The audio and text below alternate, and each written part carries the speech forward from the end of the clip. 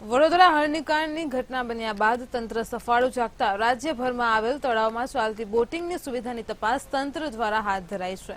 જ્યારે આ અંતર્ગત મહેસાણાના વડનગરના શર્મિષ્ઠા તળાવમાં ચાલતા બોટિંગને બંધ કરવામાં આવ્યું છે। જૂની એજન્સીનો પરવાનો મુદ્દત વીતી ગયું અને રિન્યૂ કરવામાં આવ્યું હતું, ત્યારે હાલમાં નવી એજન્સીને ગત માર્ચ મહિનામાં પરવાનો મેળવવા અરજી કરી હતી, જેનો અભિપ્રાય આપતો રિપોર્ટ 20મી જાન્યુઆરી 2024ના રોજ આપી દેવામાં આવ્યો છે, પરંતુ હજુ પરવાનો મળ્યો નથી, જેના પગલે સ્થળ ઉપર તપાસ કરતા હાલમાં બોટિંગ સુવિધા બંધ છે।